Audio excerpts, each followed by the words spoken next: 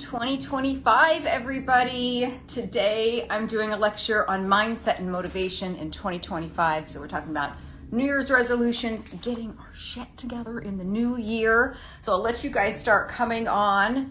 But I hope you guys had a great New Year's celebration. It's the first time in a long time I did nothing. Hi, for craft's sake, I stayed home with my husband because I had been gone for so long with my mother. Who is, by the way, you guys, for those of you who have asked for updates on my mom is at home. She is thriving.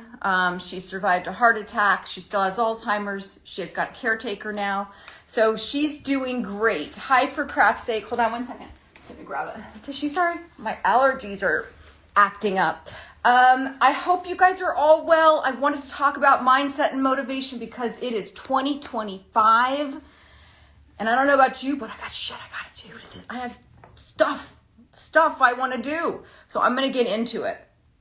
First of all, I'm using a Wicked mug. I don't know if you guys saw the Wicked movie, but part of the reason why I had this one is because of this one saying. So somebody gave this to my husband for Christmas. One of my kids says, "I'm through accepting limits because someone says they're so."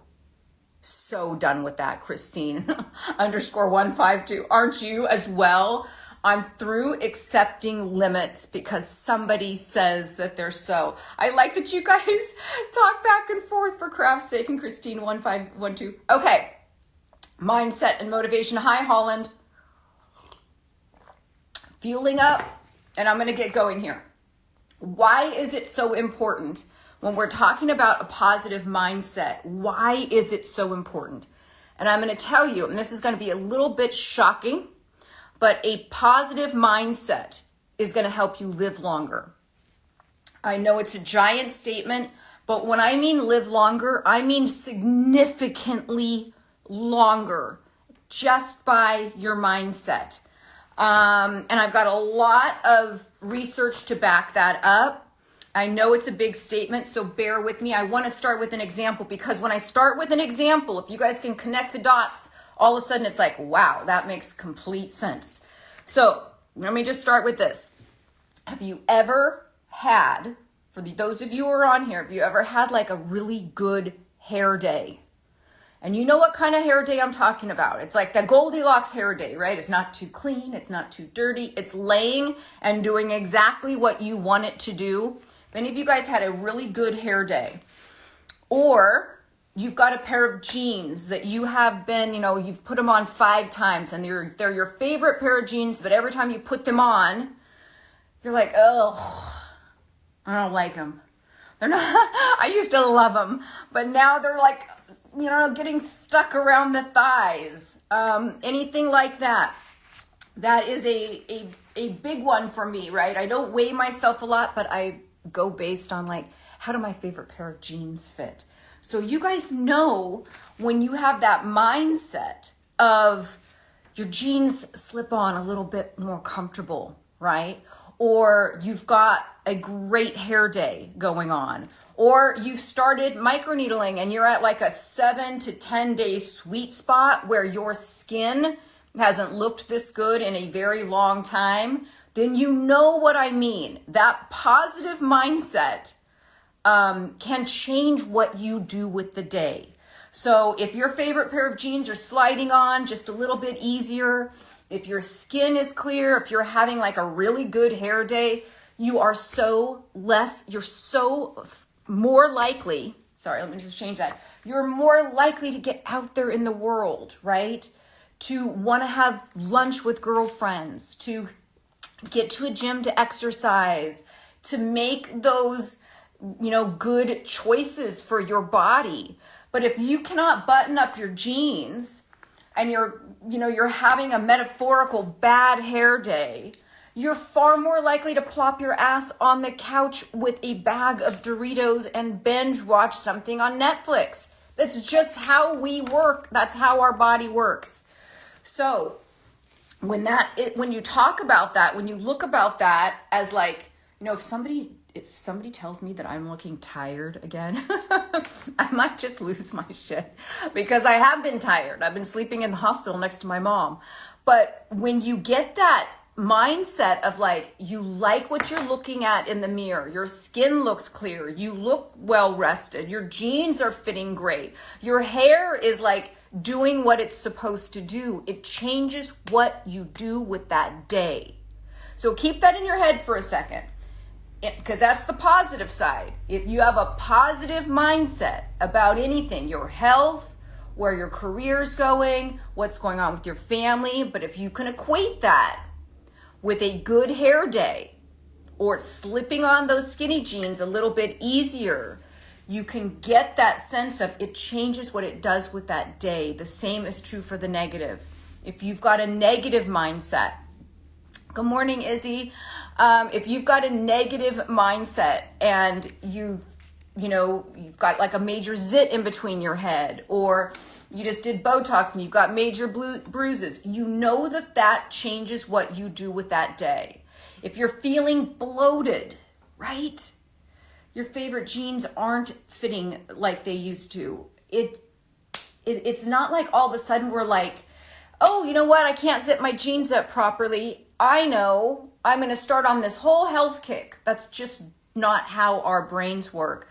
We're more likely to throw in the towel and sit down and have that, bag of Doritos. So when we talk about that, we want to think about that in the back of our mind, because we're going to get into aging and the mindset about aging. I got a question, how can I remove skin marks? Microneedling, but I can talk to you about that on a different day. Because we're going to get into the mindset about that, like the how-to and that, drive to make those changes. Job Bo said, bloating is huge for me. And what I eat, I can appear. All right. Okay. Oh my gosh. I hit one button and then all of a sudden everything went awry. I can appear 8 months pregnant after eating at times. I have a solution for that, which is the Easy Digest. And you guys, I'm going to, throughout this live show, I am going to tell you some different things that we have going on right now.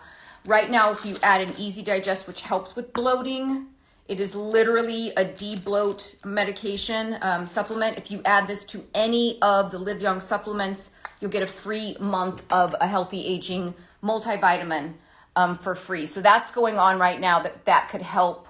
Let me just see if this is positioned a little bit wrong. Am I frozen, you guys? Okay, I just want to make sure that every time I touch my screen for some reason, it's like doing something weird. So I want you guys to think about that positive mindset when you can equate that with a good hair day or good skin day or like a good no bloat day, right? Think about how that changes what you do with that day. And now let's start thinking about it in terms of aging. How we feel on the inside and our attitude and mindset are closely related to how we treat our bodies. So if you are feeling like, you can equate this to age and your mindset surrounding the whole aging process. If you've got a negative mindset surrounding getting older, you hate the number of candles on that cake. Thank you so much, Manchester. You hate growing older. You're like, I'm past my prime. You're already setting yourself up for sabotaging your own insecurities, your own stereotyping about growing older. And it's done all the time. But let me just tell you really quickly the positive things about growing older, and then we'll get into the rest, okay? So there's a ton of research from the Mayo Clinic. Here's one from Harvard. Here's one from the Mayo Clinic. And the Mayo Clinic from a 2023 study shows that health benefits from a positive mindset lowers the risk of heart disease, improved cardiovascular health, lowers rates of depression, better overall physiological and psychological well-being, stronger immune system, better coping skills in times of stress, lower death rate. So can a positive mindset help you live longer? Yeah, you're going to have a lower death rate from cancer, infections, stroke, respiratory conditions, delays the onset of cognitive decline, lowered rate of all age-related diseases, and increases lifespan. That's the Mayo Clinic from 2023. That's just your mindset. So the conclusion, can your mindset make you live longer? Absolutely it can. And you're more likely to implement healthy lifestyle hacks if you feel that there's a possibility for change.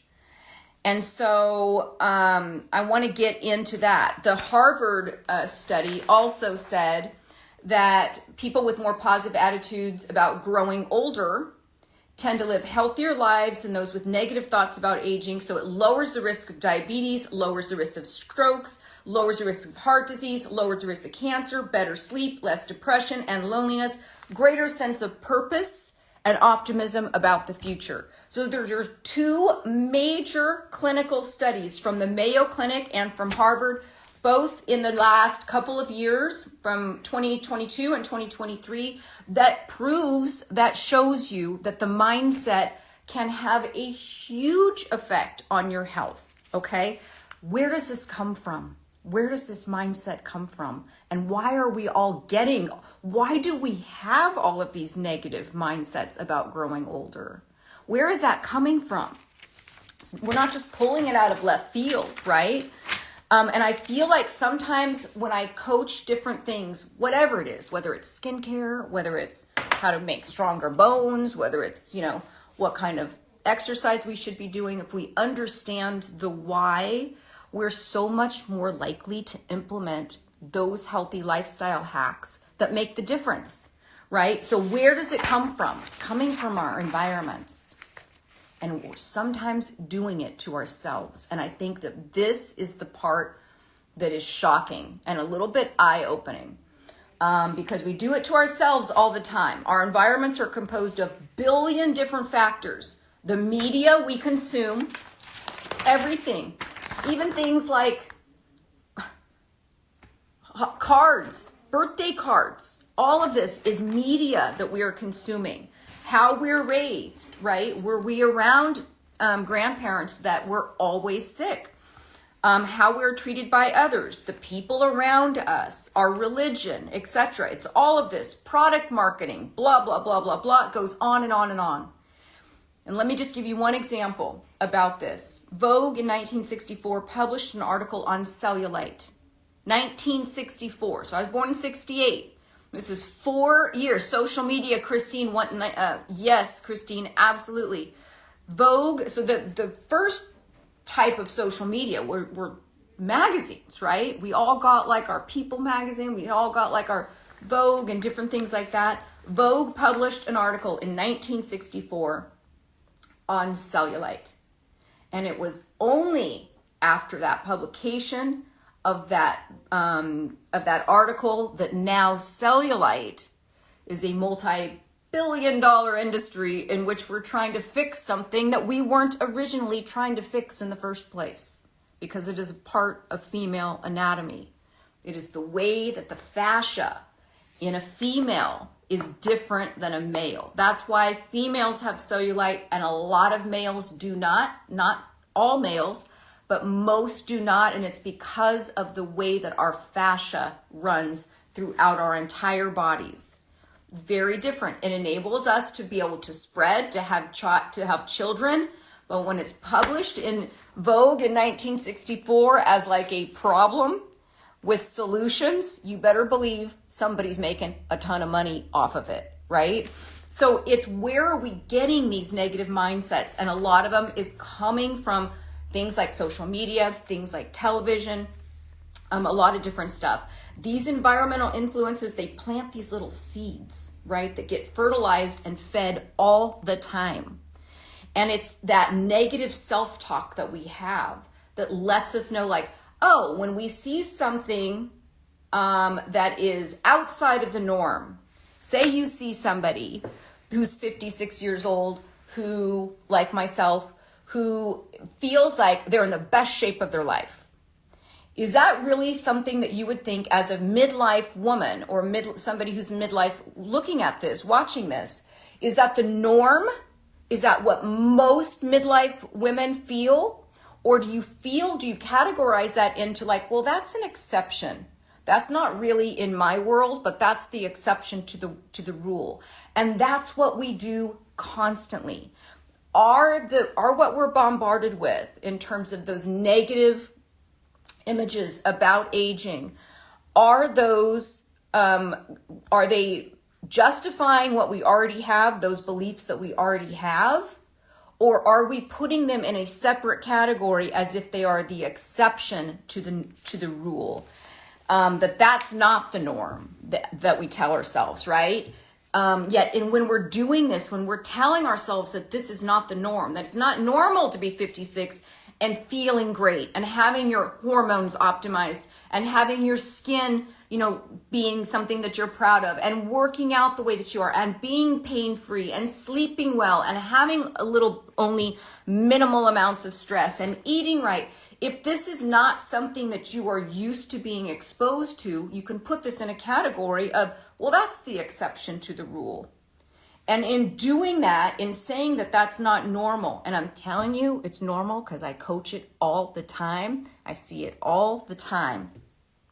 When we're doing this, we're setting those limitations on ourselves that can become self-fulfilling prophecies. So when we are thinking, oh, I see this older person running a marathon, which happens all the time.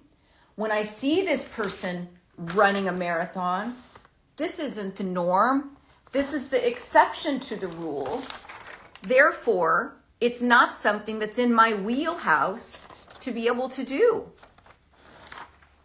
90-year-olds can run marathons. They do it all the time. They do it all the time. So why couldn't you, right? Dot Sowerby just set a new women's half marathon in the 90 to 94 age range in Chicago. 92-year-old Harriet Thompson ran a marathon in 7 hours, 24 minutes, and 37 seconds. She is the oldest woman to ever finish a marathon. 88-year-old Ray Urbanham runs 2 marathons a year and is more fit and healthier and more active than many people half his age. It happens all the time. What do you do when you see it? Is it the exception to the norm, or is it something that you are able to do? And so it has to do with those preconceived notions and setting limitations on ourselves that become self-fulfilling prophecies. If you don't think that you can run a marathon at 90 years old, you can't. You're not going to be able to do it. If you think you can't run a marathon at 90, you're not going to be able to do it. Yet it happens all the time. It's about changing that mindset, right? So that, my friends, is the power of I can. You can. Fill in the blank. I can build muscle mass in midlife. Yes, you can. You can have more muscle mass this year in 2025 than you have in the last 10 years. Even if you're starting at the age of 70, even if you're starting at the age of 80, even if you're starting at my age at 56, if you've never worked out before in your life, you can have more muscle mass this year than last year. You can begin a new career, no matter what your age is, right? I went back to school. My second master's I went back to school at USC. I was in my 50s. I was 51, 52 when I started. You can get your hormones regulated. If you think that wow, if I just missed that whole window of, my whole menopausal window of getting on hormone replacement therapy that's going to protect my bones and my brains and my heart, you're not too late. You can. You can change your health trajectory. I want to show you something. This is typically what happens when we age. This is what people think. is supposed to happen, right? This is our health. This is our age. What we think happens is we start off really good and then it goes like this, right? Until you're dead. Sometimes you'll get sick and then it goes like this and then it's just this slippery slope. This is not inevitable. This is not inevitable. This is what people think happens, but I'm going to tell you what happens all the time. You can actually increase your health trajectory, your health span, so that your number of years of health is right up there at the top until right at the end, you fall off the cliff. Not only is it possible, it happens all the time. All the time. You can start a new career in midlife. You can learn new things. You can build a whole new skill set. You can lose weight during menopause. You can lose weight after menopause. I coach it all the time. You can change the shape of your body. You can find a purpose in midlife that you didn't think that you would have. You can mend relationships. You can change your health trajectory. Those number of years, your health span, those number of years where you're active, where you're cognitively present, where you feel good, where mental clarity, where your body is pain-free, where everything is working optimally, you can change that health span, those number of healthy years, as opposed to the typical, what we consider typical age-related decline. This is not inevitable. What you do right now, those healthy choices that you make right now or the lack thereof, determine how you age. It determines how you age. You can increase your lifespan. Change your mindset, behavior will follow. So if you guys ever seen Train with Joan, most of my followers who are here, you know that Train with Joan, who works out with her daughter, she started working out at the age of 70, and now she's 75 years old. Martha Stewart is in her 80s. She's written 100 books. She didn't even start writing until she was in her 50s. Vera Wang started her company in her 40s. Vera Wang is the person who makes all those beautiful wedding dresses. She didn't make her own wedding dress. She started in her 40s. The Barefoot Contessa published at 51. She did all those amazing cookbooks. She didn't start getting published until she was 51. Like I said, it is done every single day. So why can't it be you? Why can't it be you? Why do most of us think that we can't do things? This is the problem. Why do we think we can't? In the first place, who's telling us we can't? A lot of that is in your own head, right? It's the negative stereotyping that we're bombarded with every day. Jokes and media. I'm going to read you guys a story. Let me just make sure I scroll up very carefully so that I'm not doing that same thing up that I did last time. Okay, hold on. My phone is a little wonky right now. I don't know what's going on. But it's a little wonky, and I just want to make sure I get scrolled up. So if I missed any questions or anything, you guys, just know that I'm now caught up. But I'm going to read this story real quick. This is part of the problem. These things are part of the problem, right? This is a greeting card. It says, "There's a crazy old ghost in the mirror that keeps looking back at my reflection." So are we supposed to think that when we get to be older, we're no longer going to recognize ourselves in the mirror? Is that what we think? Because that's what all the greeting cards are saying. Here's another one. Hold on. And this was one, I took a copy of this because this was a greeting card that was homemade. Abigail just said, "What vitamins do you think are best daily?" I have my whole Live Young supplement line. You can just comment the word supplements when I post this to my main feed. Not right now. You'll get a link to the supplement line.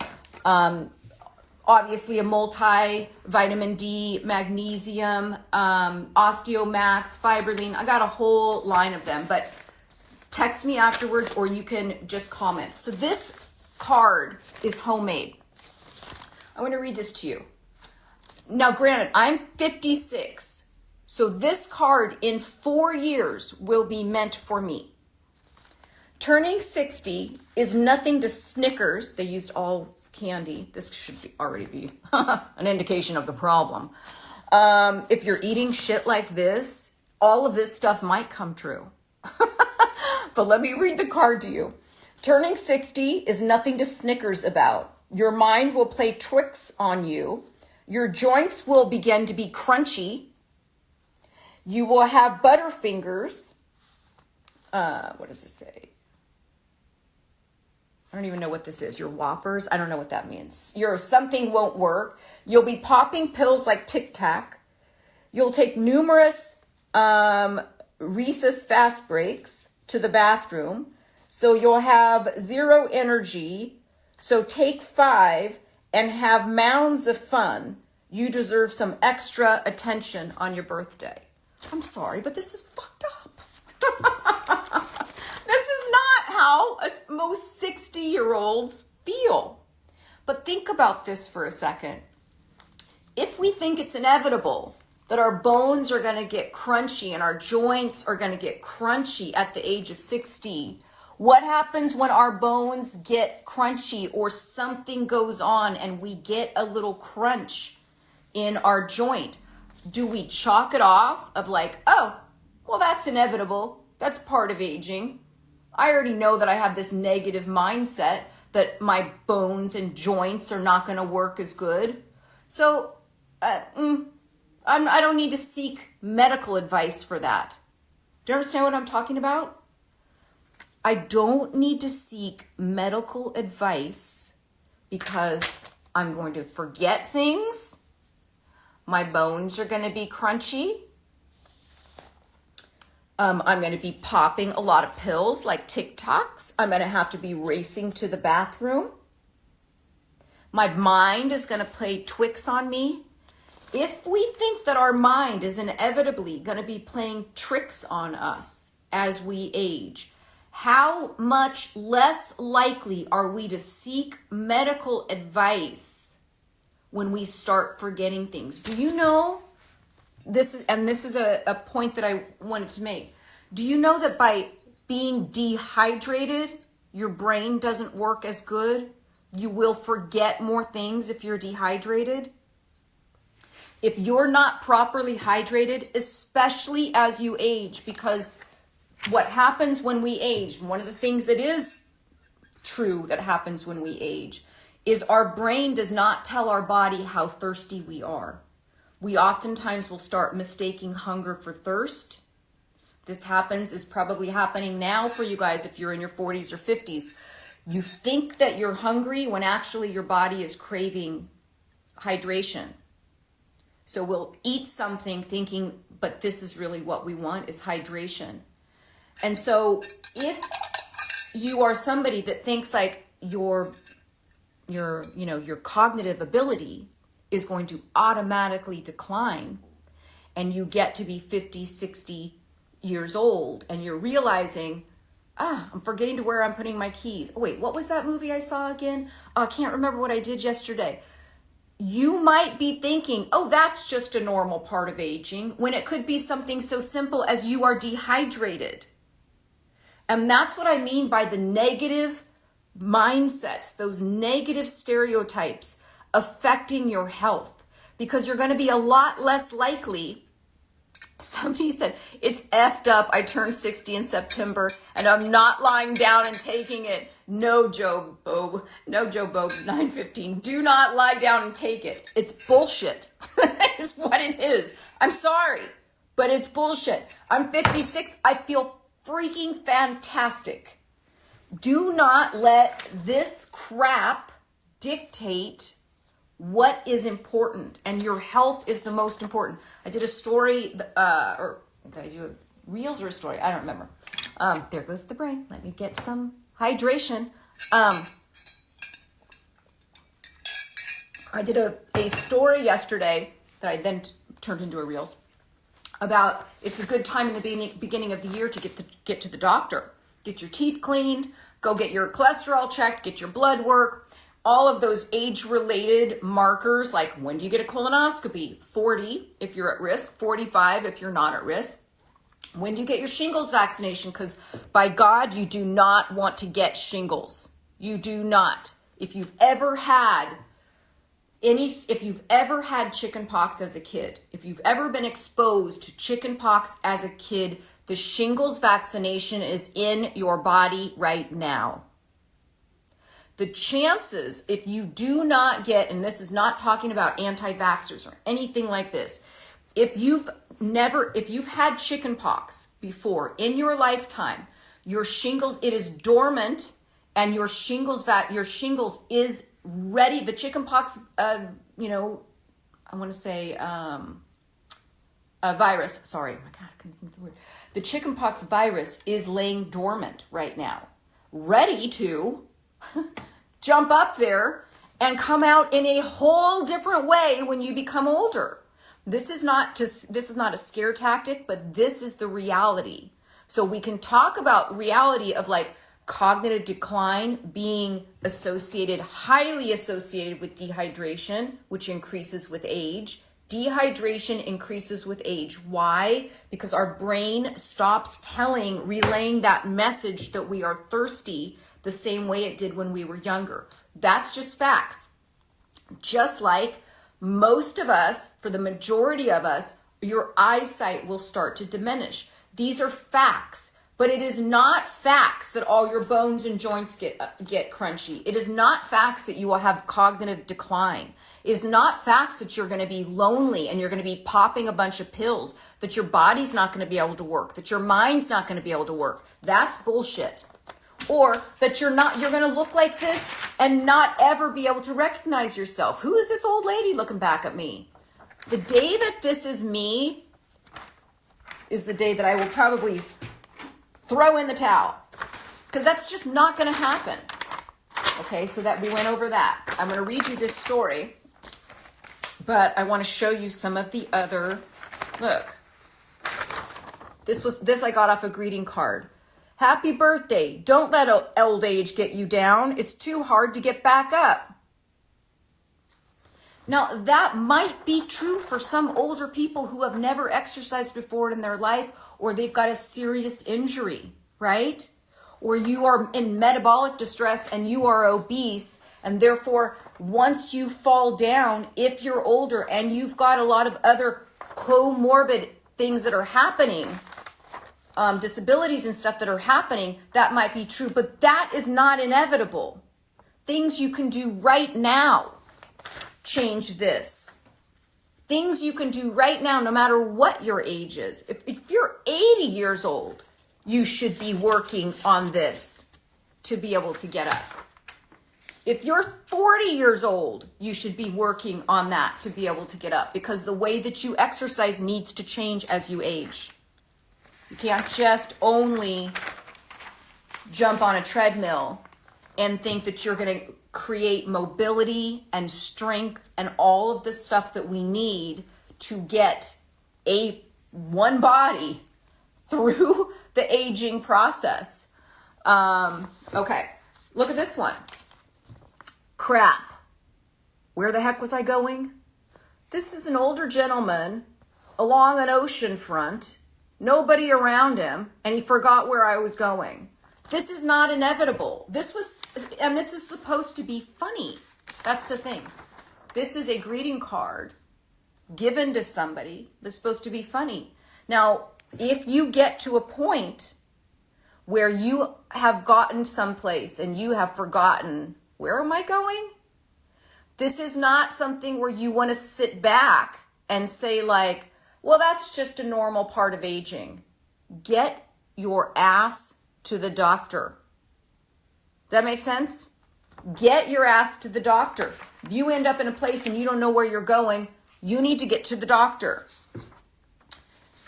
Back and body hurts. Getting old sucks.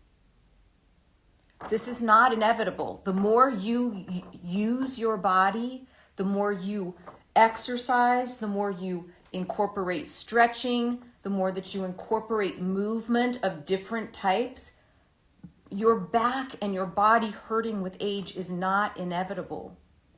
So that if your back and your body is hurting, get to the doctor. Get something checked out. What do older women have between their breasts that younger women don't? Their belly button. This is absolutely not inevitable either. I'm sorry, but it's just not. We can do things like microneedling our skin, even between your breasts, that change the function and health of the skin, right? And I know this is all funny. These are literally photocopies of cards from grocery stores, from pharmacies, where this is what our norm is. But yet when we make fun, when we stereotype, we exaggerate, and then we make fun of elderly people like this, we are setting ourselves up for negative mindsets about our own aging process. Does that make sense, everybody? So I want you to, next time when you look at a greeting card that is negatively stereotyped towards older people, that is ageist, that is trying to make fun of something, I want you to rethink that, because in accepting this, you're accepting your own decline, and it's not inevitable. We talked about this earlier, right? This is what most people think happens with health and age. Your health just goes, the older you get, it's way down here. I'm telling you right now, there are 20-year-olds with your health down here, and there are 60-year-olds, 70-year-olds with optimal health. It's not inevitable. You have that choice. Nobody can do it for you. I cannot go over there and wake you up and get your ass to the gym. I can't microneedle your skin while you're sleeping. You have to do it for you, but it's in those choices that you have the power. This slow, sad decline is not inevitable. You have the choices and healthy lifestyle choices in order to make that difference. And what you do right now, if I taught nothing else as a health coach, it's this. You have the power in healthy lifestyle choices, or the lack thereof, to change how you age, to change the amount of pain that you feel in old age, to change your mobility, how you move around in the world, to change how you sleep, to change how you eat, to change your cholesterol, to change your cardiovascular health, to change your bone density, to change whatever new goals that you have, to change your social structure that you have, to meet new friends. All of this are choices that you have that you can make right now. Right now. Things that you do right now affect how you get older. And when I say, like, you're never too old to start, Oreo Cow's 8. Well, I'm so excited to learn from you today. You're never too old to start thinking about making these changes. Let me rephrase that. You're never too old to start making changes that are going to affect your health trajectory in old age. You are never too young to start thinking about growing old. I think about growing old and dying almost daily, not in a morbid way, but in a preventative way. In a preventative way. So you're never too young. Of course, the earlier you start, the better. You're never too young to start thinking about growing old. What is that going to look like? How am I going to feel? You know, what is my skin going to look like? How am I going to move around in the world? What kind of pain am I going to be in? What's my hair going to look like? All of this stuff can be affected with healthy lifestyle hacks. It can. Look at this old lady doll. There's just a lot of different, a moo, the big giant hair. There's even like an extreme facelift. Like there's some crazy different things that we are completely bombarded with all the time. So I want to read you this one little story. Maria said, I would phrase you always young enough to have a healthy life. You're always young enough to have a healthy life. So I always say you're never too old to start thinking about you're never too young to start thinking about getting old. Like if I have 20-year-olds, 30-year-olds that I am coaching, we are talking about old age. We're talking about that because you can't just put your head in the sand and forget about it. That's when you pass through. Have you guys ever done this? Congratulations for quitting alcohol. Oh my God, that's a giant step. That's already, you're going to add years to your life by doing that. Hold on one second. A question that just came in, and every time I try to move it, okay, wait, sorry. Okay, sorry. Let me just make sure that I got that. Okay, good. You're so right. So why I quit alcohol on the first. Okay, sorry. I got a little sidetracked there with one of the comments, but okay. So yes, that's what I tell all of my clients when I work one-on-one with people. By the way, my coaching sessions right now are half price. I think I'm going to keep them half price at $149 an hour with a recorded Zoom through the month of January. So when I post this to my main feed, you could just comment the word coaching and you'll get on that calendar. But also I have a big retreat coming up May 1st through 4th in Malibu Canyons where it's immersive. I will be coaching one-on-one with a group of 30 women, everything that I coach from the time we wake up, how to get your optimal sleep, to how to boost your metabolism, to stress reduction, to exercise, to what you should be eating, to supplements, to all of the major health hacks that are coming on the horizon, all of that stuff. But I wanted to just drive this home with a story that my group of girlfriends sent me. Okay. So I have a group of girlfriends that get together every Christmas and we go to a certain restaurant every Christmas. And so this was a story that was sent to me by my friend group, my like-minded friend group.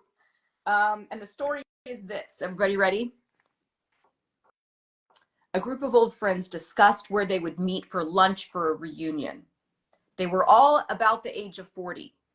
Finally, it was agreed upon that they would meet at the Ocean View restaurant because the waitresses were pretty. And this is the wrong one. Hold on one second. Hold on, let's do this again. A group of 40-year-old girlfriends discussed where they should meet at dinner. They agreed upon the Sea View restaurant because the waiters were good looking and had toned athletic bodies. Because Lord knows at 40, we're only interested in toned athletic bodies, right?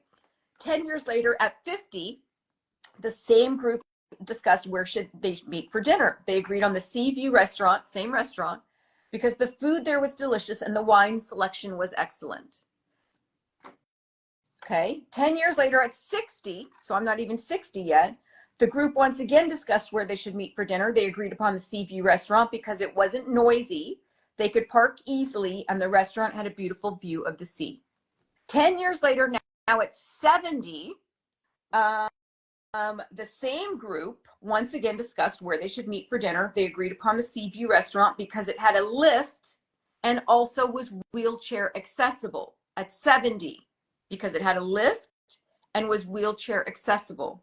10 years later, at 80, the same group discussed where they should meet for dinner. Finally, it was agreed that they should meet at the Sea View restaurant because they had never been there before. This was a joke, but I want you to see, so the typical stereotypical stuff, right? 40, it's when most women have their little midlife crisis or something. They're looking for those buff guys. That's where all the good waiters were. At 50, that's because they could it was quiet, had good wine selection. At 60, they could park easily, and it wasn't noisy. At 70, it had a wheelchair accessible, and it had a lift. And 10 years later at 80, they didn't ever remember eating there before. These are the type of negative stereotypes that we are continually bombarded with. So that if we were to internalize these kind of stories, if we were to internalize these kind of joking Hallmark cardy kind of stuff, if we were to internalize this, then when we get to be that age, it just becomes normal. We don't seek help. We don't seek improvement. We don't think like, hey, what's wrong with me? Why am I continually losing my keys? You're going to be less likely to go to the doctor to say like, hey, cognitively, I'm slipping a little bit. What can we look at? Maybe it's hormone replacement therapy, because that also diminishes your cognitive ability with the decrease in estrogen. Maybe it's you're dehydrated. Maybe your blood circulation isn't enough. You're not moving around enough. Maybe you have an onset of Alzheimer's and dementia. But there's no way to tell that if you're constantly thinking that it's justified that your back and body hurt. It's justified that your breasts, your skin is just going to be lax and not have that plumpness that it once had. You're justifying to yourself all of these things that we should be wearing muumuus and sweatpants and all of that. Now, I like myself a good pair of sweatpants, but that said, I also do get dressed up. And we're justifying that we're going to forget everything. There are real, diseases out there. Dementia, Alzheimer's. My mother has Alzheimer's disease. If you missed that show that I did with Lisa Gibbons, where we were talking about caregiving support, make sure you go back and check that out, because her mother also passed away with Alzheimer's disease. So my mother has Alzheimer's now, so it is something that we're dealing with, but it took a long time for us to realize that that's what was going on, because my mother kept saying, well, I'm old. Like, of course I forget things. Like, that's just normal. It was Alzheimer's. So making sure that you're not just chalking everything off to like, oh, this is a normal part of aging and I'm going to settle for it, makes you not do anything proactively. It is the lazy way of just letting age happen to you. And to me, letting age passively happen to you is not, that to me is not aging gracefully. That's aging with your head stuck in the sand, because all these things are coming, right? All the things are coming. It's just a matter of what are you going to do about them. That's so sweet. More Jamie, every day you are more beautiful and improve over time like good wine. We all could. We might not look the same that we did 20 years ago in the mirror, but there's so many different things that we can do to get us at our peak, at our personal peak. Now, that's not cheating off your neighbor's paper, right? Looking over and seeing what they're doing.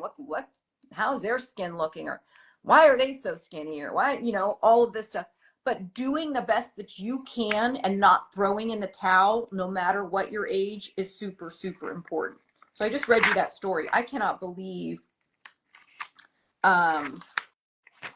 that story was sent to me by my girlfriends, who we do meet every year.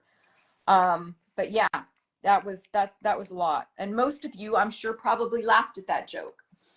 And I'm hoping that a few of you saw those negative stereotypes, right? Who says at 70 we're going to be in a wheelchair or need a lift? Who says at 80 that we're going to forget to know where we're going? Unfortunately, the answer for a lot of people is a lot of people think that way. And they are these preconceived notions that surround age. And they might a little bit be rooted in some truth, but I'm going to tell you, they're more rooted around a skewed sense of what old age is. And a lot of that, and I don't mean this in a bad way, but I don't have any other way to say it other than to just come out and say that. A lot of it has to do with this negative preconceived notions that a lot of our doctors have. And why is that? If you're at 90 years old and you're running marathons, chances are you're probably not suffering from like extensive cardiovascular disease. You probably don't have osteoporosis because you've been doing weight-bearing exercises and things like that to keep yourself healthy. So who's going to the doctors? People who are sick. Even yourself. How much more likely are you to go to a doctor if you're not feeling well than to do like I suggested and do that once a year? Let's get in to see everybody, right? Let's get our eyes checked. Let's get the deep cleaning of the teeth. Let's get your blood work done. Check your hormones. Check your bone density if you're over a certain age. If you're over the age of 40 and you've got, colon cancer that runs in your family, it is one of the most easily preventable cancers, and it's deadly. Deadly, yet easily preventable with early detection. Get in there, right? But if you think that aging, you're going to be, your bones are going to hurt, your joints are going to hurt, I'm going to have brain fog, my hair is going to fall out, I'm going to get midlife weight gain, all of these things, if you think that that's what's going to happen, when it does start happening, you're not going to start looking at what can I do to prevent this. And a lot of what we have is preventable. I want to tell you about this twin studies because my mother has Alzheimer's, and we talked about this before. I have Alzheimer's on both sides. I had an uncle on my dad's side that died of Alzheimer's. My mother currently has Alzheimer's. So genetically, it's in there, right?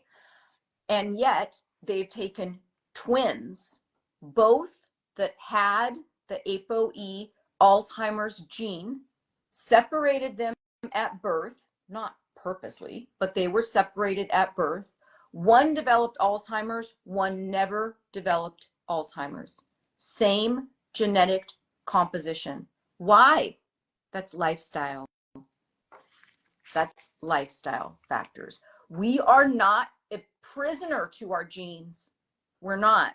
There's genotypes, that's what we pass on to our offspring.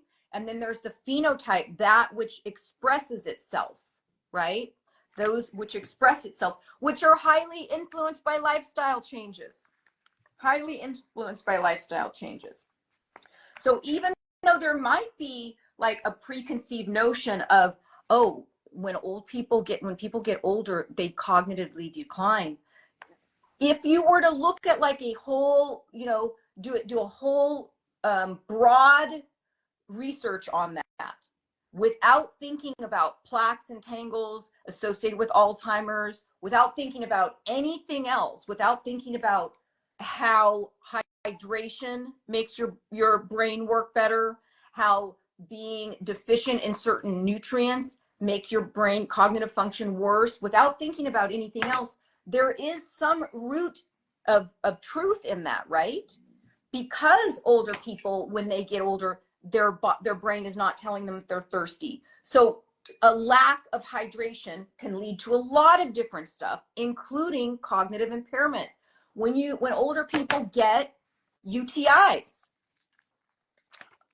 Job Bo said, yes, I read that on the twin study. My mom is also suffering from Alzheimer's. I'm adopted though. I'm sorry your mom is suffering from Alzheimer's. Whether you're adopted or not is an awful, awful, awful disease to watch somebody you love go through that. And all I can do is just say patience, patience, patience. We try not to let my mom know that she's asked the same question a bunch of times because that does nothing but stress her out. So you have to have a lot of patience when you're dealing with somebody with Alzheimer's disease, right? But it's not inevitable. It's not inevitable because you can do lifestyle changes, even exercising. If you're somebody who regularly exercises, statistically, you have a less chance of having Alzheimer's, even just walking. So just take that. you've got two people, both of them with the same genetic disposition for Alzheimer's. One of them is not eating sugar. One of them is sleeping well. One of them is staying hydrated. One of them is moving. One of them is always learning. That person has a lot less chance of developing the actual disease than the same person who's got the same genetics but doesn't exercise, eats a bunch of crap, right? Microbiome is screwed up, stress is through the roof, inflammation in the body. All of a sudden you've got Alzheimer's. It's a horrible disease. That's right. It's a horrible disease. Does that make sense, everybody? We're not a slave to our genes. We can affect them. And as a health coach, that is like my main thing that I coach. It's never too late. It's never too late to make major, major changes that can keep you alive on the planet to enjoy your loved ones much, much longer, but in a healthier way as well, so that you're not, debilitated and you don't have pain and you're not, couch bound. Like, there's stuff that you can do. There's stuff that you can do. And I did want to say that we need our doctors. So we have to still get in there. We still have to get in there and get all of that stuff done. The bone density, the colonoscopies, the breast exams, all of it. You got to do all of it. But you have to be proactive in your health, because I want you to remember that doctors are seeing a lot of sick people. And especially when you're older, the more older you are, they're seeing a lot more sick people. So doctors have a preconceived notion that, my hands ache, at 56, my hands, let's just pretend my hands ache, or I've got everything is just kind of aging. Well, how old are you? 56. Well, that's about when it starts happening. Maybe add a fish oil. No, get in there and say, what do I do? What can I do? Start lifting weights, start moving, start taking collagen. There's a lot of different things, but it's not inevitable. So you have to be proactive even with your doctor. And you want to hear something even more screwed up? Sometimes it's like life is a game, but where's the ball, Christine? 1512. That's true. Christine, I'm teaching all of this stuff. I hope that you end up going to my retreat, because that's where's the ball. Life's a game, and where's the ball? There's so many, everything is so connected in the human body. You would be shocked. If you don't think things are connected in the human body, give up alcohol for a month and then look at your skin. Give up alcohol for a month. So you're ingesting that. Give up alcohol for a month and look at how you're sleeping. Look at the weight on the scale. Look at how your genes fit. This is from one indicator, one thing, alcohol, right? Then think about something else. What if we added in weight-bearing exercises? What if we added in long walks? That one little factor affects how you sleep, affects how you wake up, affects what you put in your body. You add all of these balls together, and that's part of what I'm doing, Christine, is I juggle a lot of balls up in the air. That's what I do as a gerontologist. I'm not only here talking about skin. I'm not only here talking about supplements. I'm not only here talking about collagen. I'm not only here talking about exercise. It's all of it, because it's all connected. And so when I go, I'm looking at my big goals here that I have on I'll just turn you around. You can see a little bit of my office. I have my big goals written up on my board there, which I'm about to start untangling. But I have big goals, and one of those big goals is this retreat that I have coming up, and the 10-week course that I have coming up, where I try to, Christine, untangle all of the little tiny things that contribute to healthy aging. And that's what it is. It's because the end goal, all of us, is to be wrinkly old women one time, or wrinkly old men at one time, right? That is a successful aging practice. If you have, if I'm 110 and I'm still walking and talking and holding on conversations and coaching and going to the gym and meeting with friends and having Things that I'm interested in to learn. I still got a bucket list. I have a 4-page bucket list, you guys. Had it since I started my bucket list when I was in my 20s. Cross off 2 things every year, add a couple more things every year. It's how I keep doing everything that I want to do in this little limited amount of time that I have on the planet. We all have the same 24 hours in a day, right? We don't know how long, how many days we're going to have. I don't like to do my thing. We don't know how many days we're going to have, but we have the same amount of hours in the day. What are you going to do with it? And part of that retreat that I'm going to be coaching that's immersive is you're going to be waking up with me. You're going to be eating the same stuff with me. You're going to be cold plunging, if you will. I'm going to be coaching the exercising. We're going to be having, lectures on skincare and lectures on bone density. And we're going to be putting, walking the talk. We're going to be walking the talk. More Jamie said, absolutely fantastic. Yeah, that is what's going to happen in Malibu, May 1st through the 4th. May 1st through the 4th. And I'm going to try to get some guest lectures as well. But it is just immersive because I cannot talk about working out without also talking about bone density and muscle mass and therefore metabolism. And metabolism, you can't, how do you talk about metabolism without talking about what you're eating and how you're moving?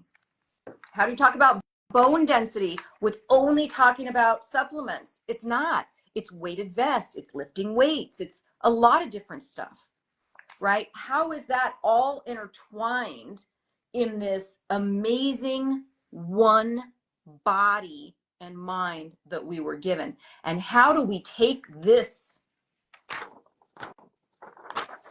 and get it to where our health is optimized all the way out until right at the end, as opposed to this slippery, sad, declining slope of health? How do we do this? That's improving your health trajectory. This is what I coach. But it all starts with your mindset. Because if you don't think you can make a change, if you don't think you can run a marathon, you're never going to do it.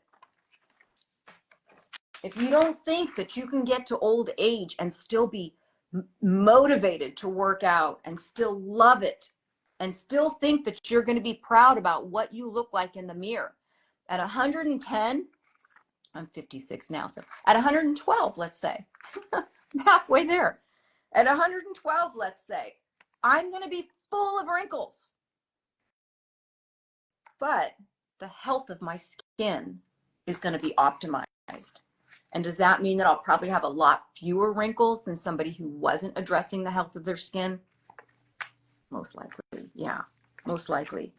And so that whole inside out, outside in approach to healthy aging, yeah, we want to make sure that we're taking care of everything that we can inside. How's our metabolic health? How is our body handling blood sugar? How is that storing as fat? What are our arteries look like? What do our veins look like? How clogged up are they? What can we do to make a difference? If you think that aging is inevitable, then you're never going to implement those things that make the difference. And I'm here to tell you that they make the difference. I see it all the time. I even see it in, hold on one second. Let me see if I have her here. I even see it in my clients' skin. I don't know why I just went skin. Let me see if I can find it. Yeah.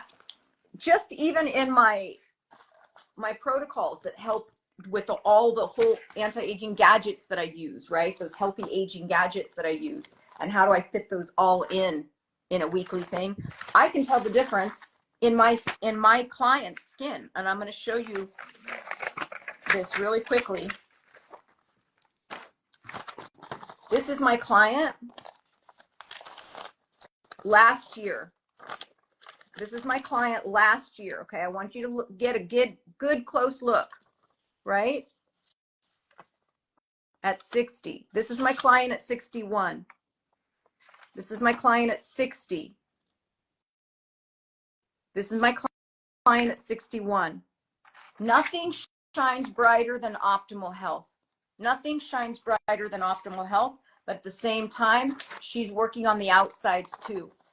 So she does the microneedling, all this stuff I'm coaching at the retreat. When I post this to my main feed, you guys, if you're interested in the retreat, just comment the word retreat, because it is 4 days and it's everything from I'm bringing all of my skincare gadgets. If you think that you cannot improve your skin in a year, you can.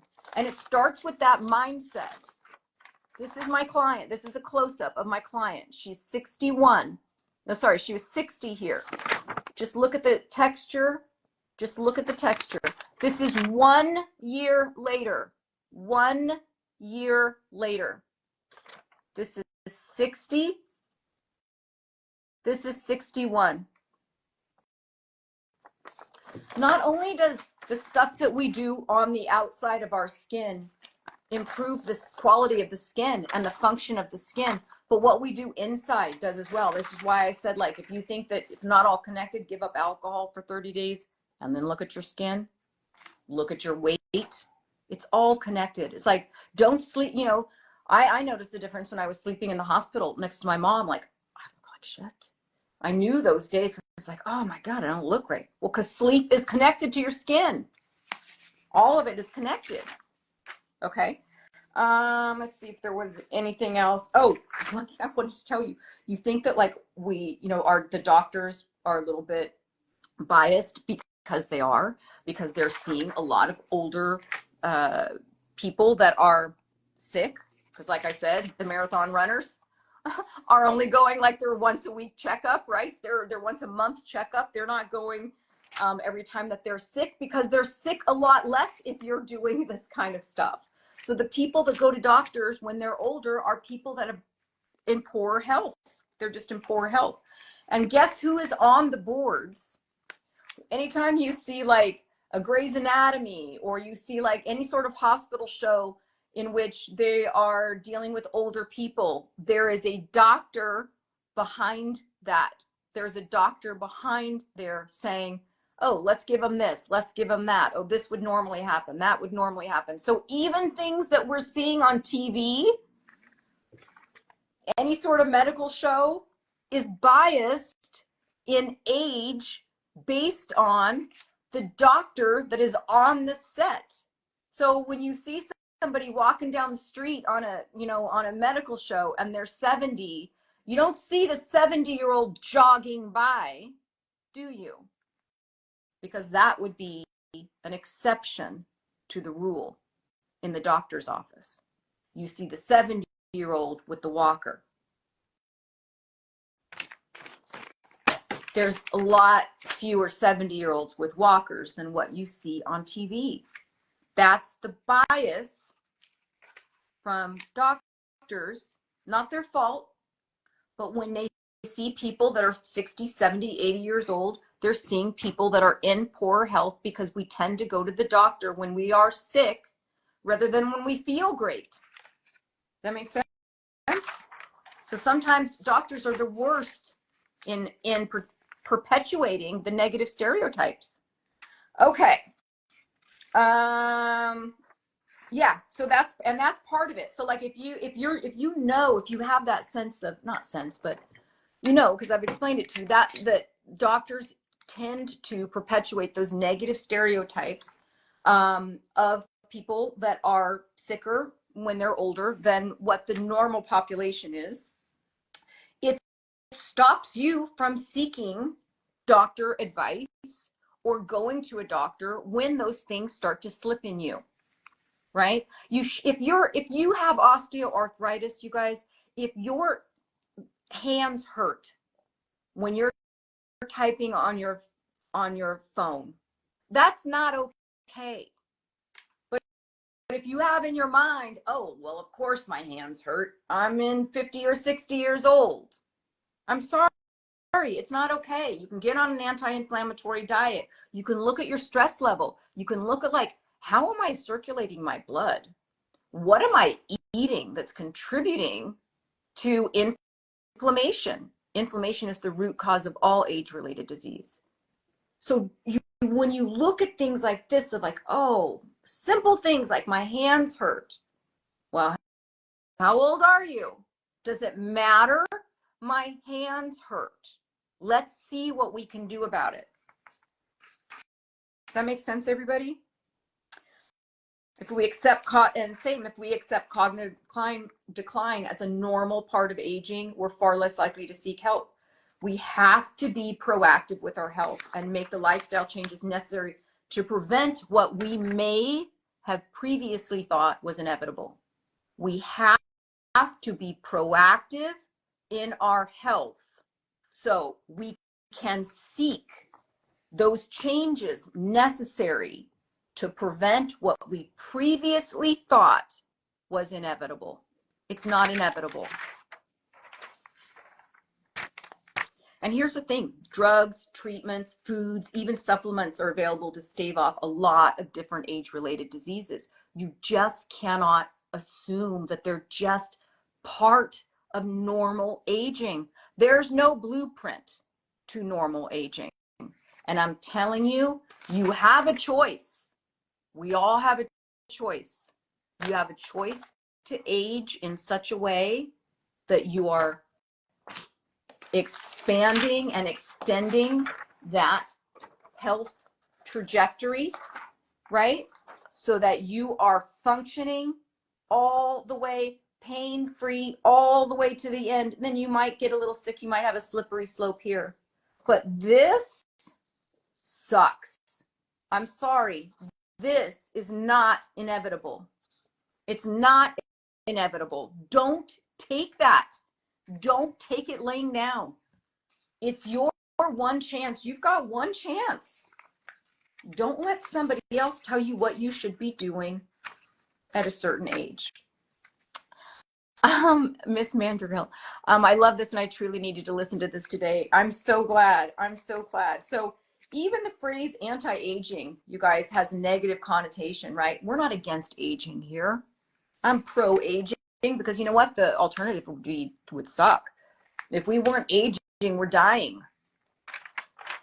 And I think that that's what it's like. So, there's so many people that don't like to talk about that. As a gerontologist, I talk about dying all the time.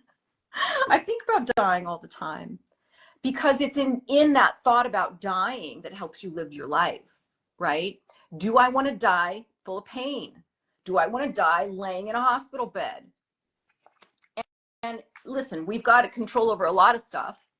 We can definitely make that less likely to occur, right? And so when you think about the end, it's not only, when I think about the end, I not only think like, how do I want to be perceived? Do I want to be perceived as somebody who's kind, who's tried to help people, as a good mom, as a good partner, as a good wife, as a good friend, you think about that and what people would say about you at a funeral. Think about it in terms of your health.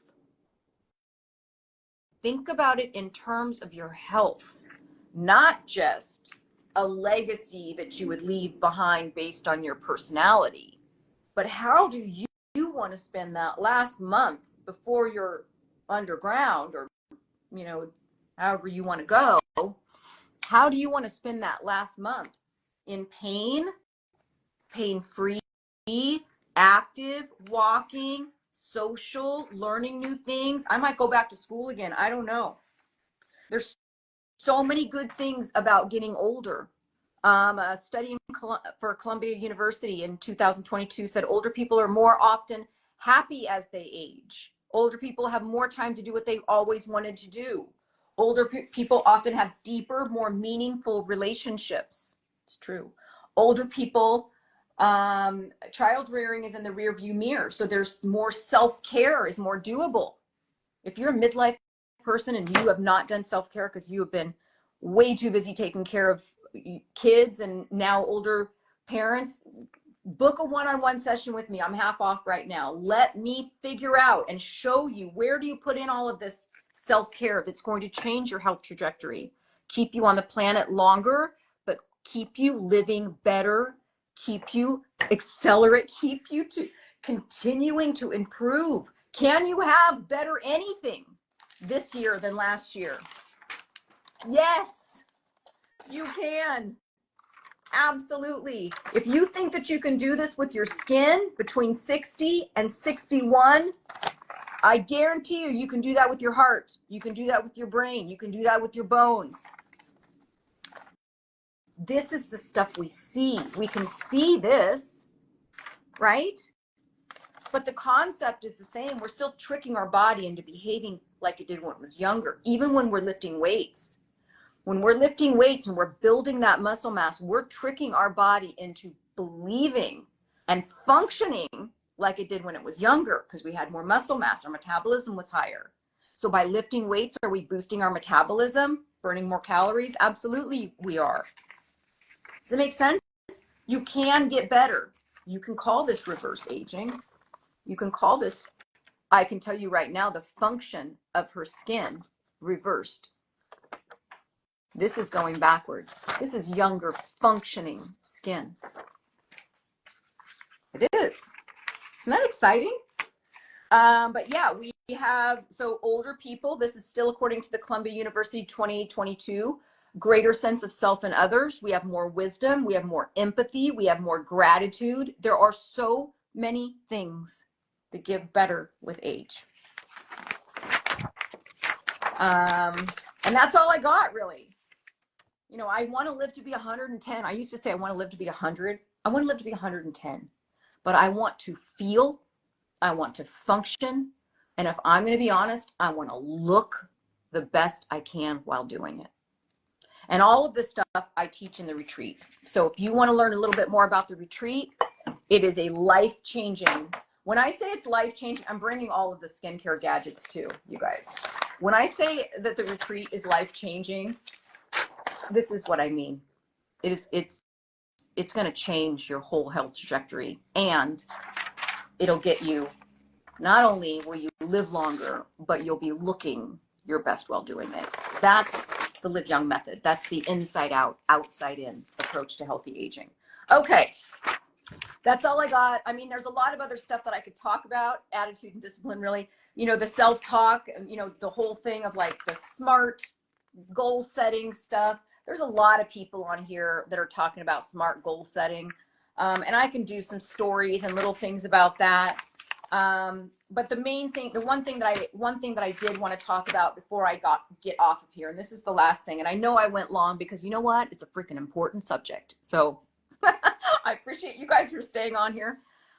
We talked about the power of can. You know, you can run a marathon. You can, just getting that mindset. And if you haven't, that power of yet, right? You can't run a marathon yet. You got to train for it. But there is also this power of I will. And I think that this is what was just talked about. And it just went by and I can't scroll down anymore.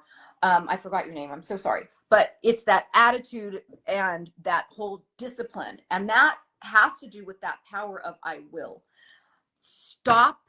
If you had one New Year's resolution, one ultimate New Year's resolution, it would be to stop breaking promises to yourself.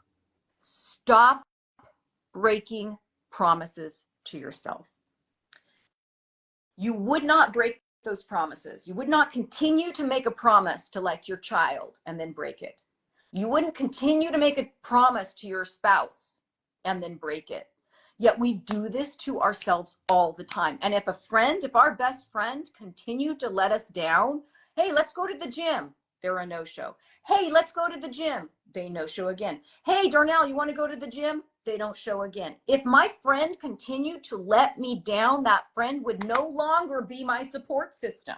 They wouldn't be my friend. But we do that to ourselves. Stop breaking promises to yourself. So it's very important when you make your New Year's resolutions, and I've only started right now with the big goals. I'm going to then take those big goals and, you know, kind of get those out to where I have actionable steps that I can make each day that are measurable, you know, all the SMART things, specific, measurable, you know, all that. When I do that, I have to make sure that when I do that, I'm not setting myself up for failure. That when I make a promise to myself, I'm going to go to the gym today, I freaking go. When I make a promise, I'm not going to eat junk food today. You know, the pies are done for Thanksgiving and for Christmas. I've eaten all of the peppermint bark, which is my favorite, that I'm planning on eating. Done. I'm not going to eat anymore. Then imagine if I go and I eat more. I've just broken that promise to myself. It does not hold me accountable. Start making yourself accountable for things that you say, right? So you would not put up with it with a friend. You wouldn't put up with it. You wouldn't do it to somebody that you love. So when you make those promises to yourself, whether it's your 2025 New Year's resolutions or whether it's just, hey, tomorrow I'm going to go to the gym. Go to the gym. When you're not going to eat junk food anymore, you say like, you know what? I'm going to add in salad. I'm going to do like Darnell does. I'm going to break my fast with only vegetables. I'm not going to worry about my dinner, but I'm going to eat as many vegetables as I can for lunch. The next day comes around, eat as many vegetables as you can for lunch. If you don't want to make that promise to yourself, or you don't want to break that promise to yourself, don't make it in the first place. You have to start relying on yourself for your own health, right? If you make a list and say, okay, I need to get to the dentist, I need to get my blood work done, I need to get this done, you've got a list. Start checking that freaking list off.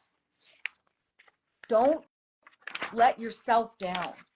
Don't let yourself down. That's the number one ultimate New Year's resolution, right? Stop breaking promises to yourself. And if you did that, if you just stopped breaking promises to yourself, every New Year's resolution you wrote would come true. Would be not come true. You would actualize it. You would go through with it. You would follow through with it, right? Stop breaking promises to yourself. That's it. That's all I got. Okay, everybody. Wow, I went over. Okay, I'm going to get off of here. I'm not sure if I'm going to be here tomorrow or not. My Sundays from now on, because I've got big goals over here, big goals written down over there. My Sundays are going to be optional for me depending on what I'm doing. If I'm doing a microneedling thing or if I'm doing something, I'm like, oh, just throw the camera on. Then I will do that. But I'm taking my Sundays off for January and February to shoot this 10-week course that I'm working on, the Live Young Method, to get prepped for the retreat in May. And yeah, I got a lot of stuff I'm doing. So I'm going to take just the Sundays off and try to see if I'm not so, I don't want to break promises to you by saying I'm going to be here every Sunday. I'm here every Saturday at 12 o'clock. And I will try, if I am doing something anyways, to jump on here on Sundays as well. But otherwise, I'll see you guys next Saturday for another Instagram Live. And then I'll be doing a lot of 2025 and about, our resolutions and keeping those promises to ourselves. Okay, have a great rest of your day, everybody. Mwah. Happy New Year.